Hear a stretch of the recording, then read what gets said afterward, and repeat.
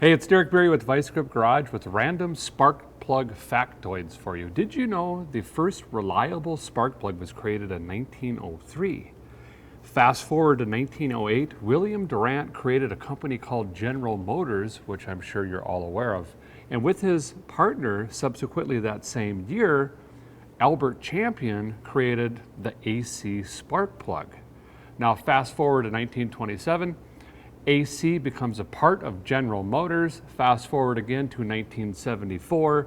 AC is merged with United Delco to create AC Delco. That's the spark plug that we know and love today. Now these are a fairly complicated yet simple device. You've got a porcelain isolator right here, or insulator. You've got a center, and then you've got an earth strap or ground strap right here. Basically, your ignition system is taking a low voltage, creating high voltage, and transferring that energy through spark plug wires into the spark plug. And what it's going to do is actually discharge to the ground strap right here at the end, basically making lightning. And that is going to ignite the air-fuel mixture in the combustion chamber of all the engines we know and love. So this right here is what you don't see inside of your combustion chamber, which is that spark jumping across to the ground strap there, and that's what's igniting that fuel. And of course, the higher the RPM, the faster the spark.